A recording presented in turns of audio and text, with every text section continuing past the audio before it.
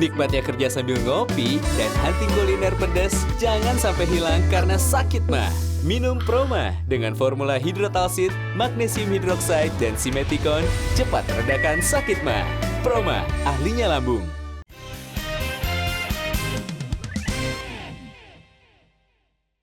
Dipersembahkan oleh yang waktu itu jalan kaki dari Madiun ke Jakarta, dan kebetulan saya yang menerima, Pak Prabowo yang menerima, dan saya tweet foto itu. Tiba-tiba ada orang yang membuat hoax dengan menyatakan di sini Prabowo, Fadlizon, terus ada admin MCA. Oh, ini kan hoax. Ada anggota-anggota DPR yang lain. Terus contoh nih, saya akan menyerahkan segera berkas ke KPK tentang korupsi yang dilakukan oleh Fahri Hamzah waktu dia jadi wakil ketua Komisi 3. Saya akan buktikan kalau memang dia bersih dengan bukti yang saya itu kan, insya Allah apa bukti yang akan saya serahkan ini cukup untuk membuat Fahri jadi tersangka. Bang Fahri Hamzah, ini bukti apa sih yang dimiliki kok yakin banget kayak Nazarudin bisa njerumusin Bang Fahri? Itulah ya yang saya sebut sebagai konspirasi dan korupsi terhadap imajinasi publik. Karena kisah-kisah yang dituturkan di depan ruang sidang dan di depan sebuah gedung berwarna merah putih itu adalah dusta dari orang yang dijaga dan dipelihara supaya mulutnya mengotori bangsa kita. Akhirnya orang itu semua tertunduk kepada logika bahwa kalian semua ini kotor, nggak usah sok bicara lah, kira-kira begitu. Nah, saya memberontak dan melawan itu dari awal gitu. Tapi saya tahu ini adalah manufaktur isu yang terus-menerus dibuat gitu loh. Sampai orang itu tidak punya lagi kepercayaan dirinya sebagai pejabat publik dan tidak berani melakukan kritik. Dan kemudian kita menjadi bungkam di mana-mana gitu. Sekarang saya challenge saja. Silakan aja. Sebab saya sendiri juga akan melakukan, mohon maaf ini terpaksa, saya jarang sekali melaporkan orang. Tapi ini saya mau lakukan adalah untuk merekonstruksi ingatan publik kita tentang sebenarnya Anda korupsi ini mau diselesaikan atau sekedar mau dijadikan proyek yang menggunakan kewenangan, kekuasaan dan uang dari APBN tanpa habis-habisnya. Sebab kita ini mulai percaya sekarang bahwa yang namanya sibuk dan sukses itu dianggap sama. Kalau Anda mau disebut sukses harus sibuk. Sementara orang yang kerja dalam senyap dan masalahnya selesai itu tidak dihargai. Itu yang sekarang terjadi. Saya menawarkan diri. Kalau saya bilang saya mau menjadi presiden, kalau saya jadi presiden setahun korupsi saya hilangkan. Saya tahu cara memberantas korupsi. Nggak perlu rame-rame omong kosong kayak yang dipertunjukkan Jadi itu tiap cuma hari. sandiwara aja, sebenarnya dia ngomong ini bohong belaka. Ya, bayangkan aja kalau ada orang sebesar ini korupsinya tapi dia ditutupi dan sebentar lagi mau bebas. Itu kan gila itu kan. Ya, tetapi kan kita mungkin jangan-jangan memang sudah mulai gila juga gitu loh. Itu yang saya takutkan. Bagi yang waras silakan bertanya, silakan Kang Asep. Ya, selama ini tuduhan Nazarudin boleh katakan nama-nama yang disebut adalah benar. Dan juga selama ini Pak Fahri mengatakan supaya bubarkan KPK. Jangan-jangan anggapan publik KPK dibubarkan takut jangan-jangan Pak Fahri takut jadi tersangka KPK gitu. Saya sudah mengatakan KPK bubar itu, ya pertama saya kritik tajam dari tahun 2006 ya. Sampai sekarang 2018 itu sudah 12 tahun. Masa 12 tahun untuk mengincar saya nggak kelar-kelar. Ya kan? Dan saya tetap mengatakan itu secara konsisten sampai sekarang. Tapi beginilah ya, saya percaya kepada kredibilitas saya, kepada hati saya, kepada pikiran dan karakter saya. Kita akan uji dalam sejarah gitu loh. Kalau Pak Fahri bisa ngecek bagaimana pemberantasan korupsi, gimana kalau Pak Fahri jadi ketua KPK nanti? Kalau saya jadi ketua KPK, yang pertama saya lakukan adalah saya lapor kepada Presiden, Bapak ini pekerjaan saya sudah sampai segini. Sebetulnya kalau dengan cara seperti ini sistemnya sudah terbangun Pak. Dan saya mengusulkan KPK dilebur dengan Ombudsman, dengan Komnas HAM, kita jadikan dia sebagai lembaga komplain. Sehingga seluruh Indonesia dari Sabang sampai Merauke ini ada penegakan hukum terhadap pelayanan publik. Karena itu kemudian KPK bubarkan saja, gabungkan dengan yang lain. Tapi pada umumnya rakyat percaya sama KPK daripada DPR gitu. Saya percaya kepada kebenaran saya sebab di depan Tuhan saya tidak didukung oleh rakyat. Tidak ada vote di depan Tuhan. Di depan Tuhan itu hanya ada ini. Dan saya tidak peduli dengan orang gitu. Oke, baik. Kang Effendi. Ya, ini tensinya udah tinggi, saya turunin sedikit ya. Karena ini di tengah masyarakat. Kan bisa tajam tadi. Iya, tajam. Ada cerita-cerita bahwa ada 3 orang katanya yang itu sering diidentikan dengan nama-namanya itu Curly dan Mu Howard serta Larry Fine. Itu sebuah film ya, Punakawan lah di Amerika Serikat gitu. Sorry nih kalau harus minta maaf nih, judulnya The Three S ujungnya gitu ya. Sudah tahu lah ya maksudnya ya. Tris The Tojo. Three Stooges. Iya. Saya Dan nonton ketiga orang, sejak SMA itu. ya 1922 itu mulainya ya. Dan ketiga orang itu adalah Pak Hari, Fadli dan Curly. satu lagi. Curly.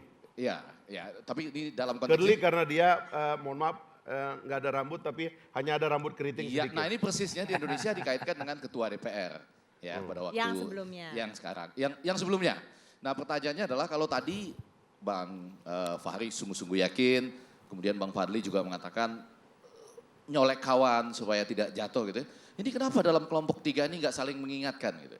Apa betul-betul yakin bahwa nggak ada korupsi EKTP misalnya? Sebentar dulu. Ya, Itu yang harus disyukuri. ya. Pak Fadli jadi anggota DPR itu 2014. Saya jadi anggota DPR 2004. Ya. Pak Novanto saya kira 2004 atau sebelumnya saya nggak tahu. Ya. Tapi Anda bayangkan kok bisa saya tidak punya hubungan apapun dengan Setia Novanto sejak tahun 2004. Sampai saya menjadi pimpinan DPR dan ada Pak Fadli. Nggak Di situ pernah ada dengar Pak- apapun ya tentang EKTP di DPR. Saya nggak tahu. Makanya dalam pemeriksaan-pemeriksaan nggak ada nama saya, nggak ada nama Pak Fadli. Bang Fadli juga nggak pernah Loh, dengar ini kan apapun harus tentang disyukuri EKTP, gitu. Enggak. Nggak, habis itu Jadi ketika gini, iya. kalau kita duduk di satu meja sebagai pejabat, masa ada seorang teman kita yang punya masalah ya, lalu kita harus dihubung-hubungkan padahal faktanya tidak ada Enggak, hubungannya. tadi katanya mengingatkan. Oh, iya. Kalau mengingatkan setelah menjadi pimpinan, Pak Fadli tahu kita mengingatkan supaya beliau sebagai pengusaha itu harus punya batas. Itu kita bicara. Tapi agak gagal ya waktu itu. Enggak, mengingatkannya. kalau kita lihat ini kan masalahnya pada periode lalu. Saya secara pribadi tidak tahu apa yang terjadi pada periode lalu karena itu juga lebih spesifik pada komisi tertentu pada waktu itu. Nah sekarang dalam proses hukum ya tentu kita hargailah proses hukum yang ada. Jadi kalau sebagai kolega di dalam pimpinan, saya kira kita memang harus kompak. Dengan pimpinan yang lalu Pak Setia Novanto, dengan pimpinan sekarang Pak Bambang Susatyo, saya kira dalam tugas dan kinerja kita sebagai pimpinan ya kita Kan running. bijak kan? Bukan soal bijaknya, tapi Tadi dari bilang luar. bagi tugas dia dari bijak. luar, iya boleh. Bukan bijaknya. Dari luar kesannya ini kompak untuk mempertahankan. Padahal kan harusnya ini biar cepat selesai EKTP nanti. Nah, gimana DPR bisa bagus kualitasnya kalau gedungnya miring? Gedung DPR itu miring loh. Ya, apa karena ada pengaruh gitu sehingga masyarakat selalu agak sinis pada DPR, agak ada suasana gedung itu miring. Loh. Makanya Mbah ini diperlukan gedung baru. Ya meskipun ini bukan untuk periode sekarang, mungkin periode yang akan datang. Pemerintah aja bangun gedung baru di situ, ya PU kah atau BUMN. Karena sekarang ini tidak cukup. Saya kira bukan masalah sinisme terhadap DPR. Lihat saja datang ke DPR, lihat. Anggota DPR itu gedungnya tidak sesuai dengan undang-undang bangunan. Yang harusnya sesuai dengan... Loh, kalau itu nggak apa-apa Mas Fadli, namanya juga wakil rakyat, kami ketuanya. Jangan lebih kaya dari kami rakyat ini ketua. Gitu loh. Kalau begitu, Mereka itu paling kamarnya 3x4 ini. Anggota DPR kan wakil. kata Pak Effendi itu didorong aja Pak biar Ini kan lebih mengarah Yang didorong tuh kepada- gedungnya apa orangnya? Iya, Pak Fahri? gedungnya miring, orangnya bisa nggak miring. Tetapi gedungnya lurus, orangnya bisa miring. Atau gedungnya miring, orangnya juga miring. Ini yang mana nih yang? Jadi itu sebabnya begini ya. Sebenarnya gini ya, kadang-kadang ada salah persepsi tentang DPR. Ya, ini Ya. kita boleh berdebat soal ini. Orang itu menganggap seperti kata Mbah tadi, DPR ini bukan lembaga eksekutif. Ada 560 anggotanya dipilih oleh orang yang berbeda. Ya, dan mereka itu one by one itu, satu demi satu mereka itu adalah institusi yang berbeda.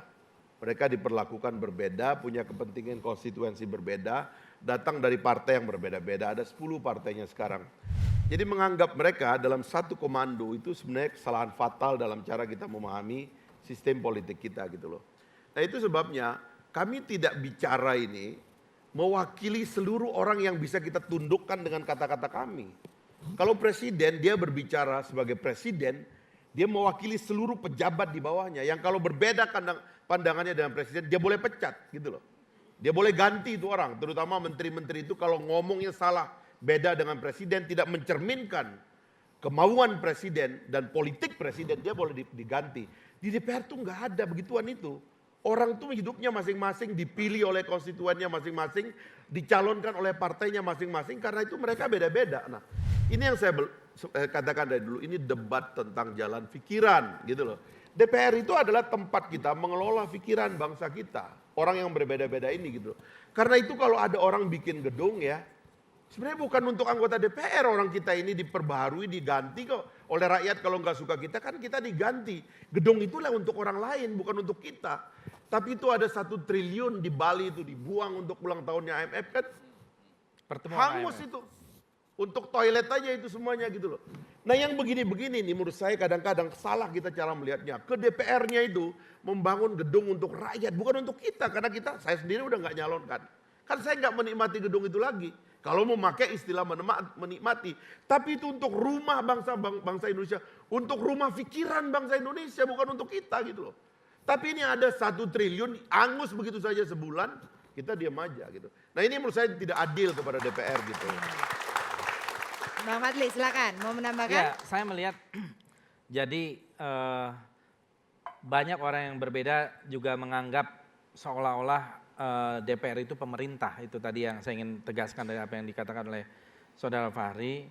Dan DPR itu tidak mengelola anggaran, tidak punya kuasa anggaran. Semuanya dilakukan melalui Kesekretariatan Jenderal, jadi tidak ada yang membuat. Tapi kalau ada oknum, ada orang per orang yang melakukan penyimpangan, korupsi dan lain-lain, itu tanggung jawab pribadinya. Yang saya kira sudah ada mekanisme hukumnya dan seterusnya. Tetapi ruang untuk itu saya kira boleh dibilang sebetulnya sangat-sangat kecil dibanding di eksekutif.